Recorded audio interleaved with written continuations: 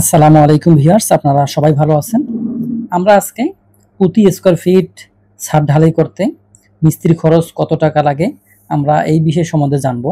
তো আমরা এখানে একটা ছাদের আমরা ড্রয়িং এঁকেছি। এইটাই আমাদের স্ল্যাব। আর এই স্ল্যাবের আমরা যদি ধরি যে আমাদের এইদিকে আছে 50 ফিট এবং এদিকে আছে 30 ফিট। তো আমরা যদি এই ছাদটাকে আমরা স্কয়ার ফিট হিসেবে নিয়ে আসি তাহলে আমাদের কত আসবে? আমরা 50 ইন্টু 30 তাহলে আমাদের 1500 স্কয়ার ফিট। তাহলে আমরা এরিয়াটা আমাদের 1500 স্কয়ার ফিট। আপনাদের যে মাপ থাকবে ছোট বড় যাই হোক না কেন আপনারা এইভাবে এই খরচটা নির্ণয় করবেন। তো প্রথমে কিছু কথা না বললে নয়, সেটা হচ্ছে যে স্কয়ার ফিটটা কী জিনিস। অনেকেই কিন্তু এখনও এই স্কয়ার ফিট সম্বন্ধে পরিষ্কার ধারণা থাকে না, বা অনেকেই আছে যারা এই বিষয়ে একটু কম বোঝে। তো যাই হোক, আপনারা এই স্কয়ার ফিটটা কী জিনিস আমি যদি ছোট্ট আকারে আপনাদের একটু বোঝানোর চেষ্টা করি, তাহলে আমার এখানে দেখেন এই অংশটা হচ্ছে 1 ফিট। এখান থেকে এই অংশটা আমার 1 ফিট। আবার অনুরূপভাবে এখান থেকে এই অংশ আমাদের 1 ফিট। অর্থাৎ দেখেন এদিকেও 1 ফিট, এদিকেও 1 ফিট, বা এদিকেও 1 ফিট, এদিকেও 1 ফিট, একটা বর্গ। এই যখনই 1 ফিট বাই 1 ফিট সেটা হবে 1 স্কয়ার ফিট। অর্থাৎ আমরা যদি 1 কে 1 দ্বারা গুণ করি তাহলে কিন্তু 1 ই আসবে। এটা হচ্ছে স্কয়ার ফিট। এখন এই 1 স্কয়ার ফিট জায়গায় আমরা যখন ছাদ ঢালাই করব তখন আমরা মিস্ত্রিদের বা যে লেবাররা কন্ট্রাক্টররা কাজ করবে তাদের বিল কত আসবে আমরা এই বিষয় নিয়ে জানবো। অনেকেই আপনারা প্রশ্ন করে থাকেন যে আমার 1000 স্কয়ার ফিট ছাদ বা 750 স্কয়ার ফিট ছাদ বা 900, তো আমি কত টাকা আমার ছাদ ঢালাই খরচ হবে এই হিসাবটা। আসলে এই ব্যাপারে শুধু যে ছাদ ঢালাই করবেন এবং তাদেরকে টাকা দিবেন সেইটা না। এখন আমরা যদি চিন্তা করি যে আমার একটা বিল্ডিং, দোতলা বিল্ডিং, এই বিল্ডিংয়ের প্রথম ধাপ হচ্ছে আমার কি? মাটি কাটার কাজ। অর্থাৎ আমরা বেজের মাটি কাটবো এবং মাটি কাটার পর আমরা বেজ ঢালাই দেব। এরপরে আমরা শর্ট কলাম করব। তারপরে আমাদের উপরে যে পিএল বরাবর গ্রেড বিম হবে সেইটা করব, এবং আমরা লং কলাম আমাদের ছাদের নিচ পর্যন্ত, অর্থাৎ কলামের যে কলামগুলো ঢালাই হয় সেই কলামগুলো বিমের তলা পর্যন্ত ঢালাই করার পরে তারপরে আপনার বিম, ছাদ শাটারিং করার পরে রড বাইন্ডিং করে ঢালাই করা হয়। তখন বিল কত আসে? অর্থাৎ এটা হচ্ছে শুরু থেকে আমার একটা ছাদ পর্যন্ত কত টাকা আসবে আমার 1 স্কয়ার ফিট ছাদ ঢালাই করতে, সেই হিসাবটা আমরা আজকে জানবো। তো যখন এইরকম একটা পজিশনে আসে আমরা ছাদ ঢালাই করব তখন কত টাকা আমরা বিল আসবো। অনেকেই কিন্তু এই ছাদ ঢালাইয়ের উপরে অনেক কিছু নির্ভর করে।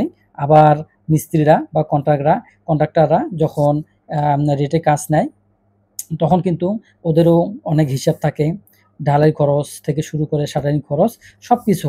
তো এই বিষয়টা জানতে হলে, দেখতে হলে আমাদের লক্ষ্য রাখতে হবে যে আমার 2 তলা বিল্ডিংয়ের 1 তলা পর্যন্ত রেট কত আছে।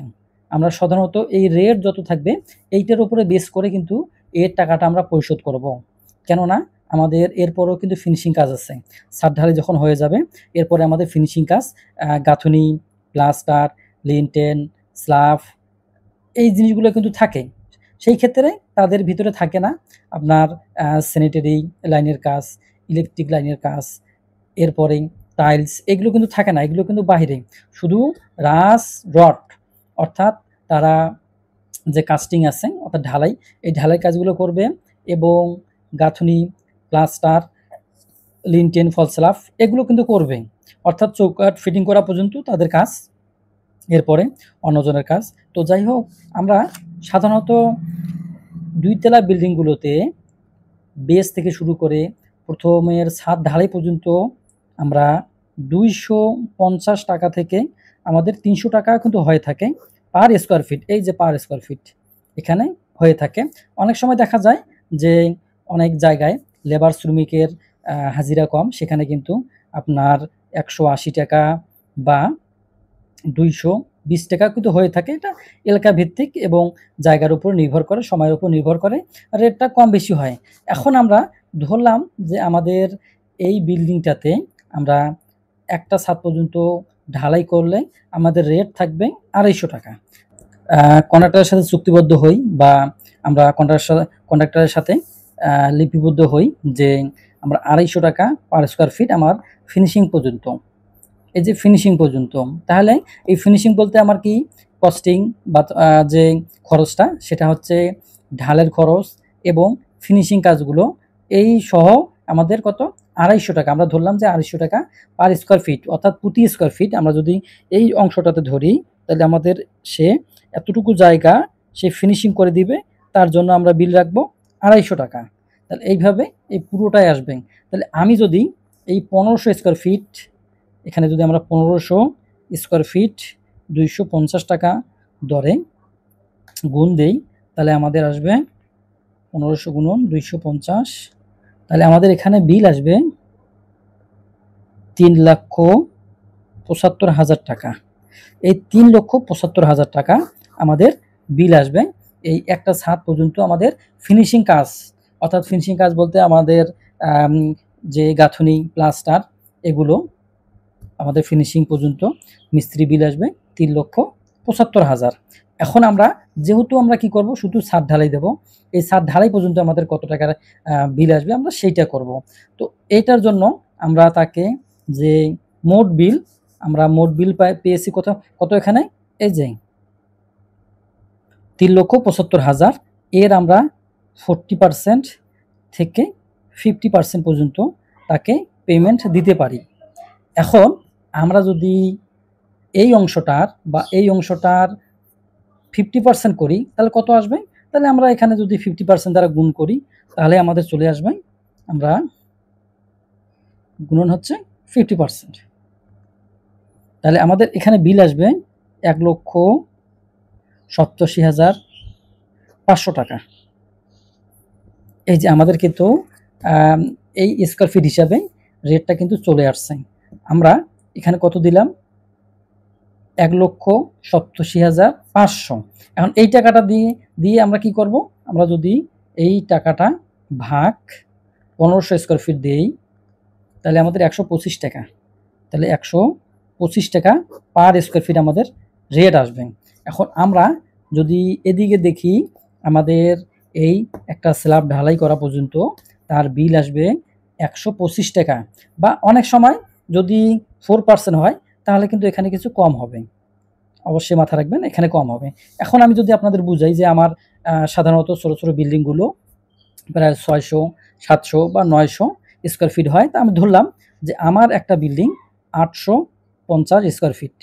এখন আমরা এই 850 স্কোয়ার ফিটের ছাদ ঢালাই পর্যন্ত বিল কত আসবে আমরা এটা নির্ণয় করব।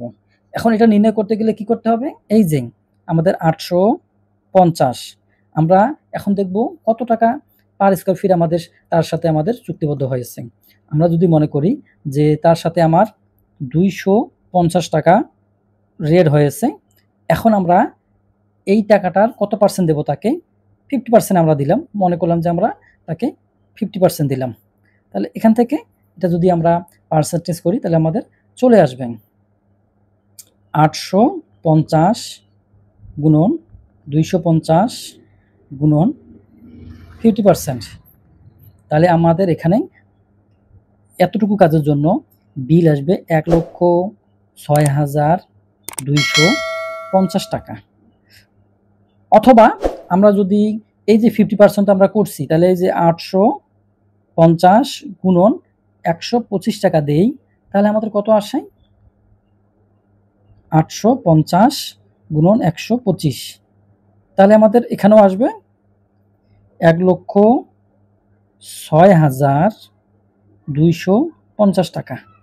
এইটা হচ্ছে আমার রেট, অর্থাৎ তাকে আমি এই টাকাটা প্রদান করতে পারবো সর্বোচ্চ। এরপরেও যদি অনেক সময় দেখা যায় যে 40% হয় তখন এটা কিন্তু কমে আসবে, তখন এই টাকাটা কমে আসবে। তো আপনারা আলোচনার সাপেক্ষে এই রেটগুলো চুক্তিবদ্ধ হওয়ার আগেই আপনারা মীমাংসা করে নেবেন বা সব কিছু আলাপ করে নেবেন। তো আমি ভিডিও শেষ করব। এরপরেও যারা বুঝতে যাদের সমস্যা হবে অবশ্যই আপনারা কমেন্টে জানাবেন, ইনশাল্লাহ আমি সেটা উত্তর দেওয়ার চেষ্টা করব। তো আপনারা ভালো থাকেন, সুস্থ থাকেন, সেই কামনায় বিদায়। আল্লাহ হাফেজ।